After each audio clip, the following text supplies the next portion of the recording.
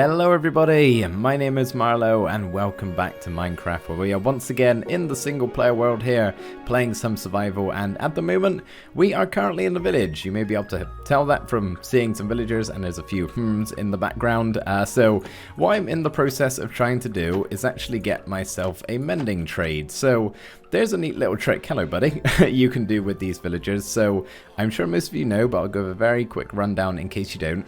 All of these new villagers, I say new, 1.14 villagers, have their own profession, and each of those professions have their own workstation. This guy right here is a librarian, as you can see, and his workstation is the lectern block here. So the neat little trick you can do to cycle through some of these trades is continuously break and replace their workstation.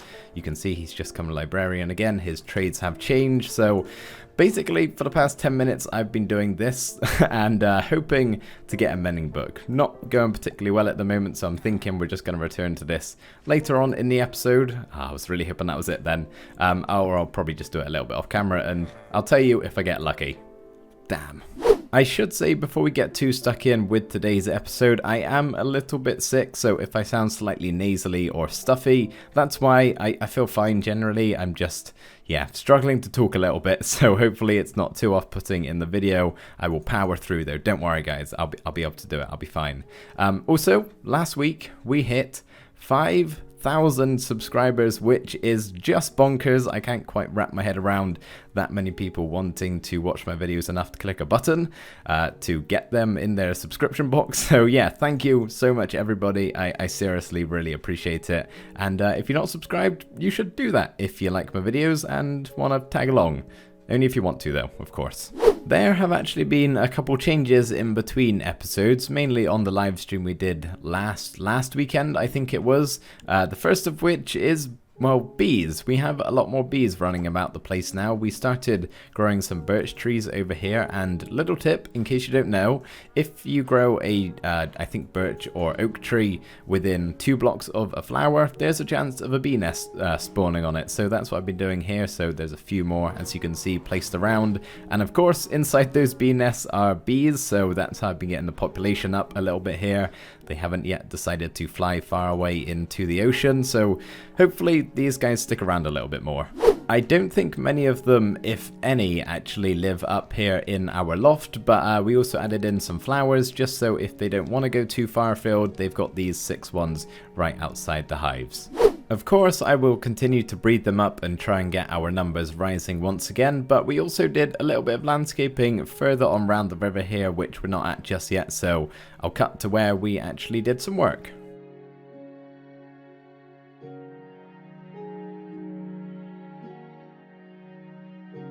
And just around this corner here is where we started doing some work in said live stream, basically doing a bunch of the stuff with the areas of fertilized land and some sugarcane, as well as all of the kelp and seagrass on the floor here. And as you can see, we've got a big old tree now, which I need to tame a little bit with those vines. They are slightly crazy. I'm thinking today, if I get time to do it, I'm actually going to build a treehouse up there. I think it could be pretty cool. Just a very simple thing. I probably won't have much more than a bed in it, but yeah, that could be a cool little thing we do. But the vines are certainly a little bit crazy, so certainly gotta string them back a little bit. But we also terraformed this area over here. All of this that I'm about to sail through right now used to be solid dirt and stone, so we took all of this out, kind of making that central island in the middle there, which looks pretty cool, especially with this ginormous tree.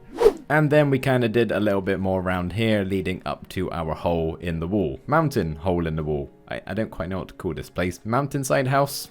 Yeah, that'll probably do. So many squid spawn in my river here, and so many of them just decide to put themselves on the shore and eventually end up suffocating. I've given up on saving the squids. They are too stupid for their own good, so I just let them die on the shore. I'm sorry, but it gives me free ink sacks, which I'm going to run over and collect in just a second. But yeah, we might do a little bit of landscaping today. I've got a lot of things I want to get to at some point in this episode, but I'm not sure if I'm going to have time for everything. But yeah, we really do need to pretty this area up. But for right now, what we're going to start with is what is most likely in the title and thumbnail, which is going to be a barn. I finally figured out how to do these third-person time lapses with my other account without needing another separate machine. I say I figured it out. Actually, my friend Magoo told me how to do it last episode, so props to him. Thank you very much, dude. This is what we're going to be using until we end up getting replay mod. But yeah, thought we'd do this build in a third-person time-lapse, and I can kind of talk you through what we're doing here. So the first thing that you've seen me be doing here is just clearing a whole bunch of land so we've got enough space to actually build the barn. Now we're just going around placing in the main structure points for this build, all of the pillars that are going to go, and then kind of outer lining the roof so we've got a good idea of what it's going to look like, which, yeah, doesn't exactly look a whole lot like a barn at the moment. Which is actually intentional. We're going for something that's a little bit different with this build and kind of what you wouldn't expect from a regular looking barn, but what we're doing now is getting some stripped oak logs and some spruce stairs to lay in our main beams for the roof. And then we've got to fill it all in, of course, so for each of these 4 corners we're just using a whole bunch of oak slabs, giving it a gradual slope, and then we're going to do the same on the other 3 sides.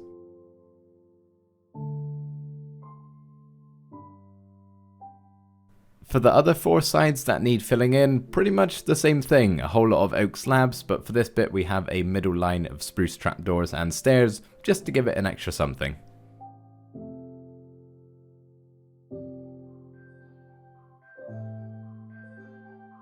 Now we can work on the centerpiece to our roof here, which is going to be the hayloft, which is going to store hay, yes, but also everything else that would be helpful for breeding up all of these animals.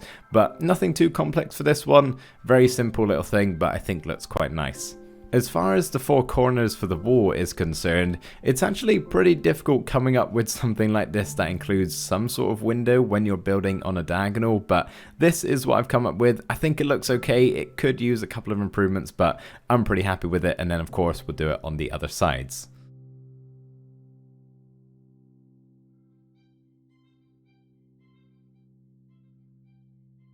And then lastly, we're going to have 4 spaces left for all of our animals: cows, pigs, sheep and chickens. I may replace the pigs with something because I don't really need to have pigs, but I'll probably just put them in anyway. So yeah, the way I'm doing this is kind of splitting up into 4 sides. They're going to have some outside area to kind of roam about in. It's going to be quite ethical. We're not just shoving them all in a tiny little area, breed them all up to kill them. They're going to be able to free roam a bit, which I think should be quite nice. So they'll have their own specific entrance.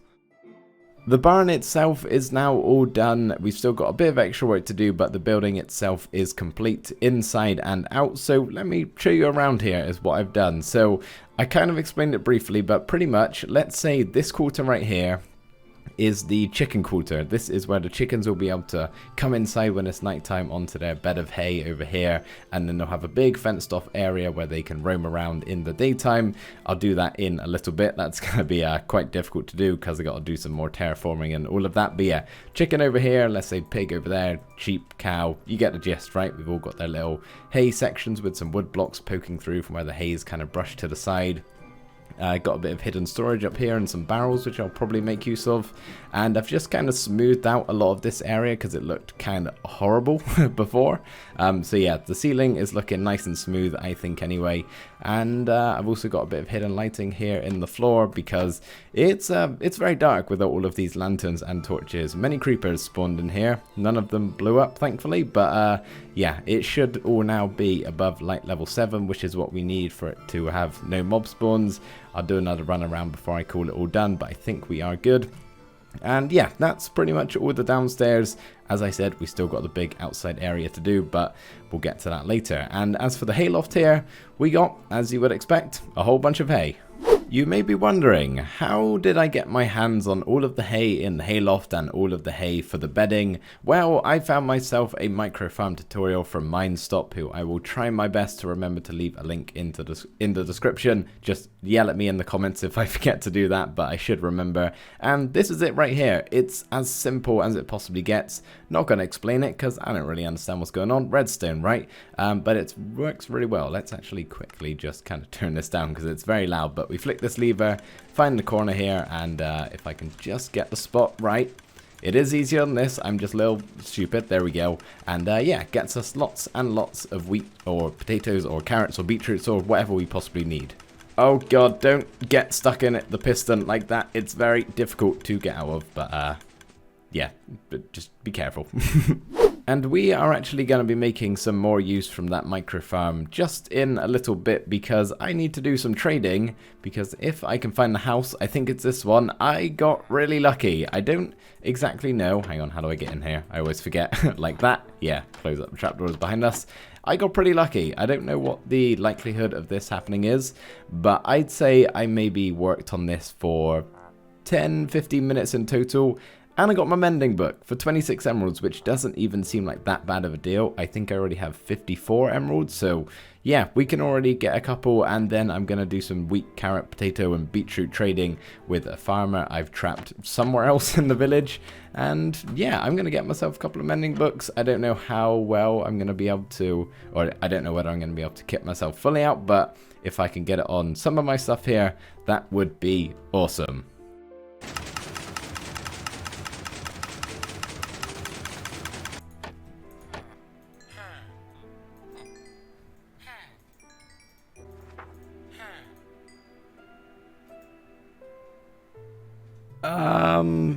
What?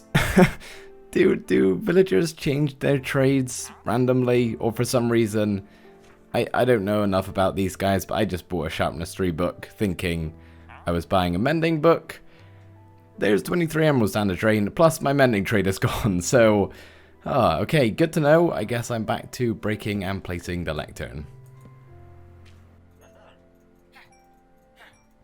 To make a long story short, I pretty much messed around with the villagers for a little while, got very frustrated with them and eventually gave up, but as you saw, we bought those 4 mending books. I put 3 of them on my armor pieces here. Didn't bother with the chestplate because sometime soon-ish I may have an elytra, so thought that would be a bit of a waste, and I also put it on my Fortune 3 pickaxe here. So we've got this incredible thing, and one of my favourite things to do in the early game is go mining with a pickaxe like that, and that's what I did for about 45 minutes only and got all of these goodies. I also did a little bit of terraforming around our barn here and kind of just shaped the terrain so that I was able to start placing in the fencing. I went for a little bit of a rolling hills vibe here. I didn't want any steep edges and just sheer drop off points because it was going to make placing the fence around very difficult to do, so I kind of kept with how the general terrain was shaped, but just kind of sloped out and flattened out a little bit more. All in all, I think it turned out okay.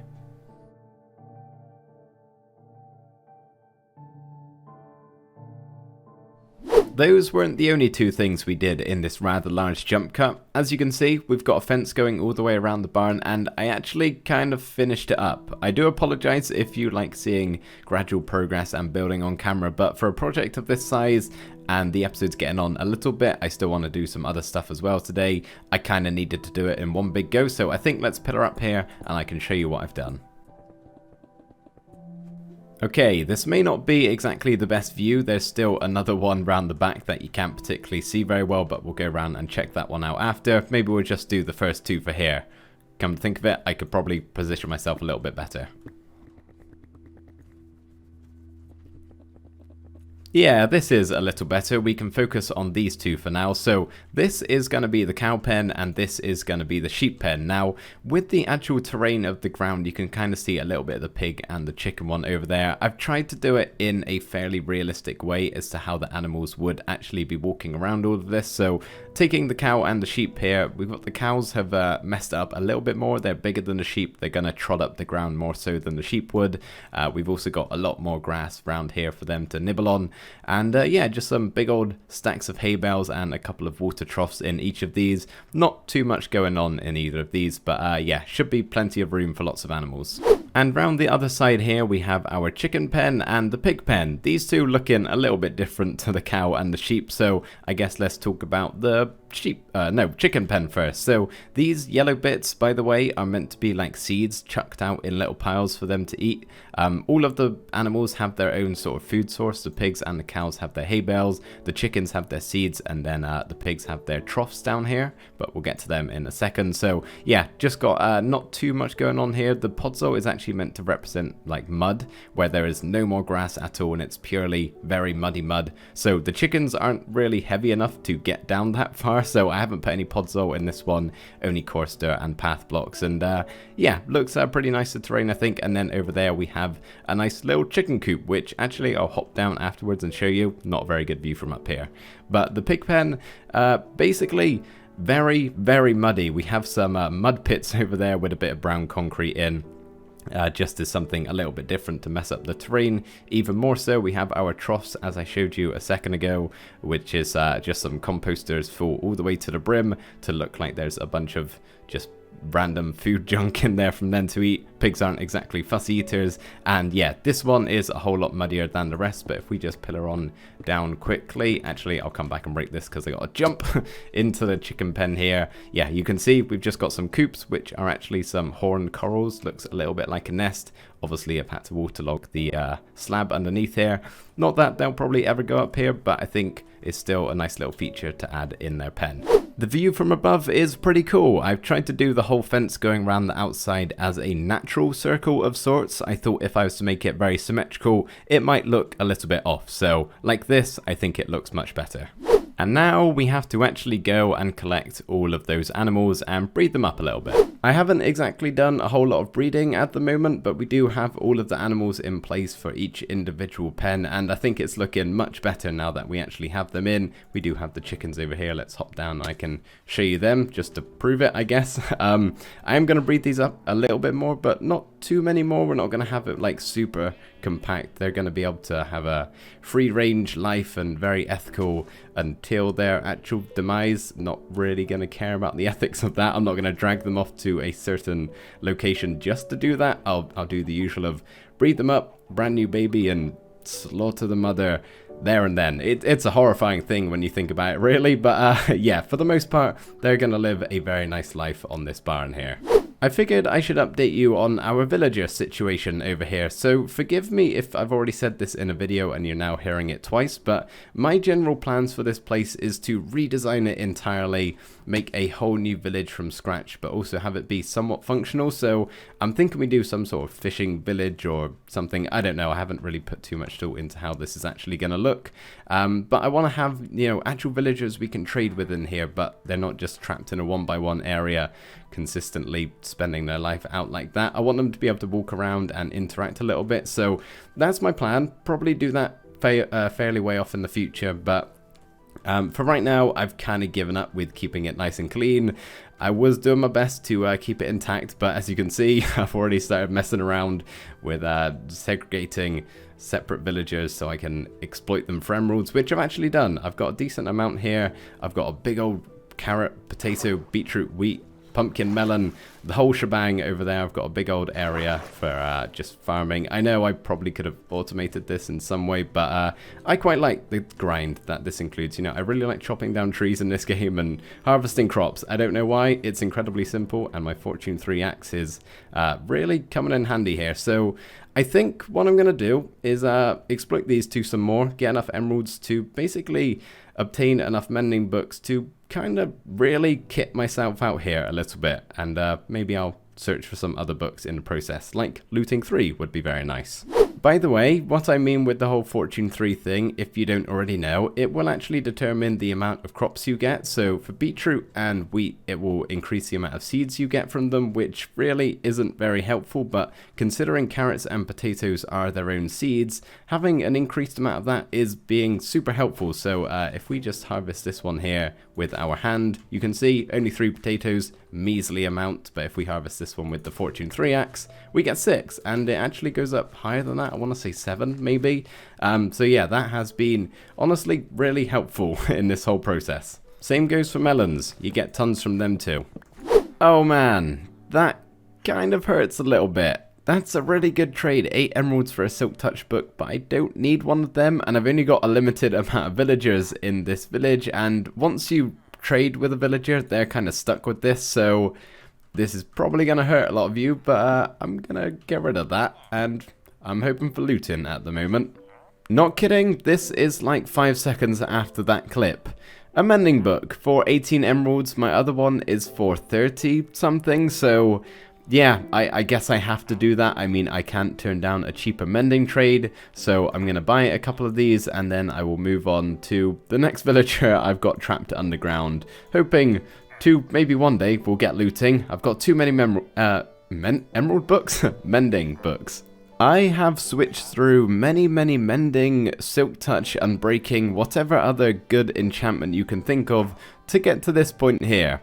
8 emeralds for looting 1. Now that kind of seems like a bad deal, right? But I would only need to buy 4 of these to get looting 3. We can combine 2 of them to 2, then the other 2 to the 3. So really it would only cost me 32 emeralds, which really isn't that bad. And I've been doing this for so long now, I'm kind of beginning to give up. So I think I'm just gonna go ahead and do this because yeah, I don't want to break the lectern anymore and replace it down the entire day. So we need, I hope I've done this right. Anyway, I think it makes sense in my head. So that makes looting 2, that makes looting 2, and then together the looting 2 will make looting 3.